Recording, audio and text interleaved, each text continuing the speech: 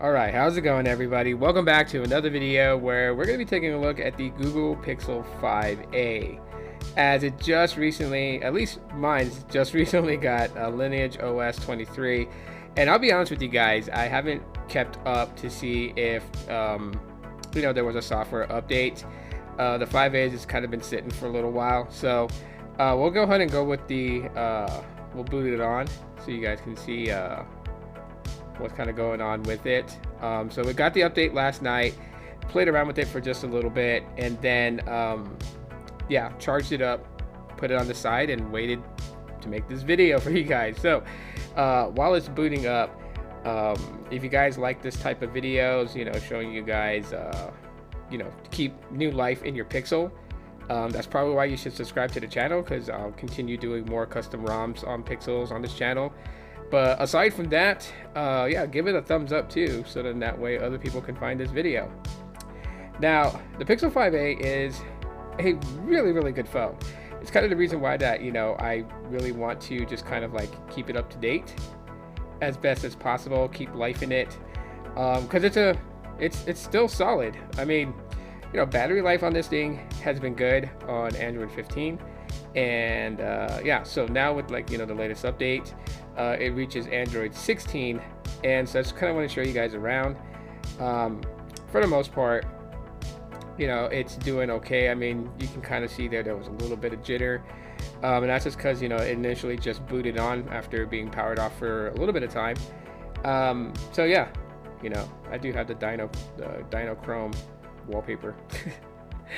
Anyways, yeah, so one of the things that you will be able to do, with the wallpaper and style and such, is you'll be able to modify the icons.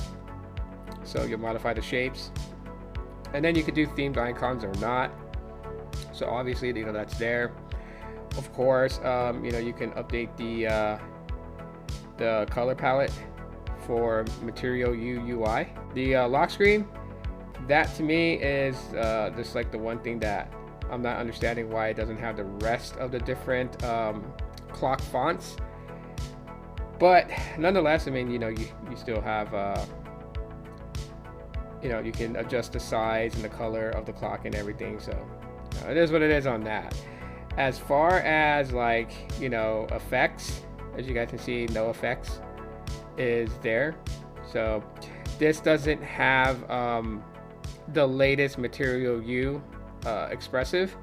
So yeah, if you're looking for those animations with effects with the lock screen and stuff, or on the display, making it look like it's snowing or raining, that's not available just yet. Really, all it is just Android 16 and giving you some slight customizations when it comes to the icons on the home display, and that's about it. There's not anything major that's similar to the latest Pixels and what they have. Now when it comes to Gemini and AI and that type of stuff, yes, you do have it. For those that are asking about the cameras, if they're do you get the new the camera user interface? Yes, you do, where you have the toggle switches at the bottom between camera and video mode, and of course the settings at the bottom pretty much changes depending on which mode you're in, right? So and yeah, you still get photosphere. That's pretty cool. One thing I wish that they would bring to Pixels that was really fun in the cameras is the playground with the play emojis.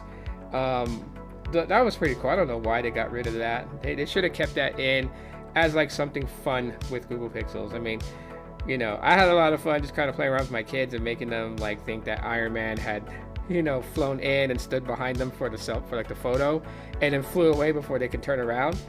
And it was so cool because you would have animated video, and Iron Man would move, or the Hulk would move, and I mean it was just cool stuff. I really wish that they would have kept that even in today's Pixels, but that's just me. I don't know. I like the playful stuff. I think sometimes you don't have to be all business and no play type of thing.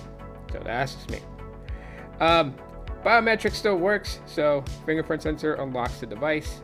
Of course, you get, so if we tap on that, you could actually turn it into just a little circle. So you get those editings in the edits in the user interface.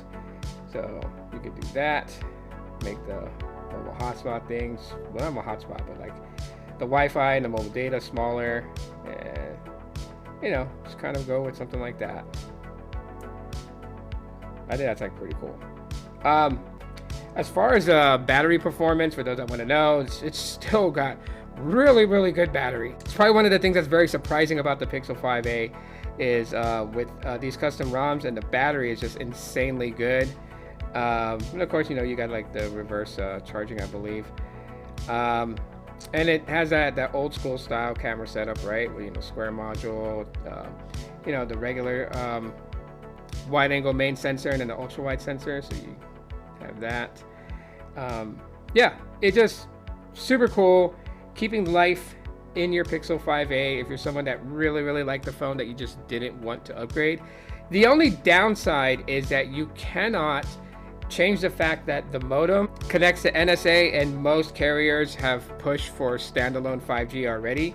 So this will not support standalone 5G from my knowledge. It's the reason why like AT&T stopped supporting the phone. So yeah, that'll probably be like the only downside to it. But like, there's people that's still cool with being on LTE, so it's not really that big of a deal. But anyways, yeah, so far, you know, it's been okay. I haven't seen anything that's really alarming about this custom ROM and its update. So, you know, if I find anything in the future, I'll give you guys an update on that. But for the most part, the Pixel 5a is doing pretty awesome with the LineageOS 23 and Android 16, basically. So, any particular questions you guys want to ask about this phone, ask it in the comment section, and I will either answer it there, or in a future video, I will talk about that specific topic. So do me that favor, leave your comments, and I'll talk to you guys in the next one. Aloha.